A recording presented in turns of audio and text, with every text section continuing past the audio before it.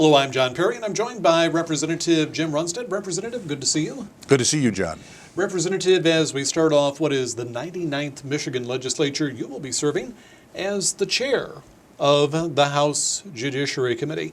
That is a very important committee. It's going to be looking at a lot of crucial issues, but a lot of those issues, privacy, civil rights, accountability, family, children's, are issues that you and I have already been talking about here for the last couple of years. We have, and I can't tell you how excited I am because of any chair position that I could possibly have been appointed to. There's none that even come close to the desire I have to be the chair of the judiciary. When you're looking at the legal system, the court system, it pertains one way or the other to every single citizen in the state of Michigan. We all have to deal with the laws, courts, interpretation of the courts. One way or the other, you're going to be intersecting with the courts at some point in your life, whether it's probate, someone you know has passed away, family court, about half of, unfortunately, the citizens go through divorces and you're in front of the courts. So there's so many different areas that you intersect with the courts and the judges and attorneys, and so to be able to work on some of the issues there that I really believe we can make a big difference on, like you mentioned, due process, making sure that due process, we worked on that asset forfeiture reform. I thought that was a great package. There's many other areas that we can, I think with new technologies, work on to make sure that we're protecting the due process of the citizens here in the state of Michigan. And then also, there's some tweaks I think that could be done within, the court system to make it more user-friendly. And so I'm really just excited about all the prospects of what we can get accomplished in the next 2 years. And of course, the way our system of government is structured, it's really the committee where a lot of the nuts and bolts work on policy, on legislation, actually takes place. So in that regard, you're very much on the front line on a lot of these issues.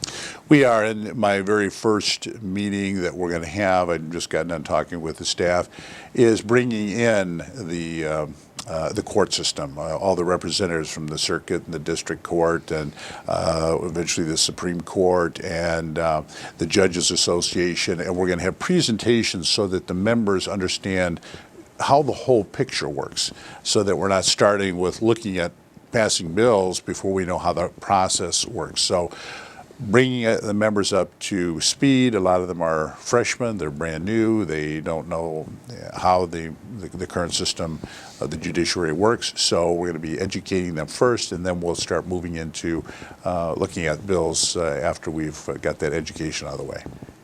And that seems to be the manner in which you operated in your first term as well. You work to bring people to the table, you work to educate people, you work to educate yourself, and then you went forward to make policy.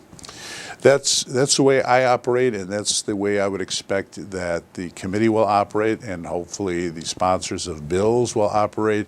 I'm going to want to know who did they talk to before they put this bill together, or as they were putting the bill together. Who was a stakeholder, who is supporting, who's opposing. Having that kind of information before you put a bill up and start having a hearing is critical. You can't have somebody just putting something together with some thoughts in their mind, not really doing any homework, and now we're dealing with that bill. There's got to be some work that goes into these bills before we are going to hear them in a committee. Representative, changes in technology create a number of changes in our lives. During your first term, you talked about technology and how it affects privacy. You were just talking about technology, due process. There is a whole field here, really, that you can focus on between now and the end of 2018. There is, and I'm kind of excited about it because there's, with these new technologies, so many potential issues that arise with due process. The one that comes immediately to mind is the body cameras. With body cameras now, you're going to have officers and law enforcement going into people's garages, their homes, their porches, down in the basement. They're going to have access to seeing things. Someone who's fallen in the bathroom, and all kinds of issues.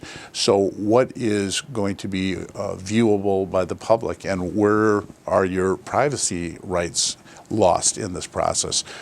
So we're going to have some real stakeholder discussions to make sure law enforcement can do their job, and yet privacy rights are protected, and it's a balancing act. So we're going to be doing a lot of work on that. Same thing with some of the other new technologies, license plate readers that can drive around a particular area and literally read hundreds or thousands of license plates, with a very real concern of you could find somebody who's there's a warrant out for their arrest. But at the same time, you may have many individuals who are completely innocent, and if you're tracking the same areas constantly, you know every single thing they do, and people don't want that intrusion on their privacy. So putting guidelines in place that if we got the bad guys, good, let's go after the bad guys. Anybody that's an innocent person who just gets caught up in all of this, that information is deleted. So where those lines are is the type of thing we'll be working on in these bills. Obviously, a lot to discuss. We'll look forward to chatting with you, and thank you for joining us today. Thank you, John.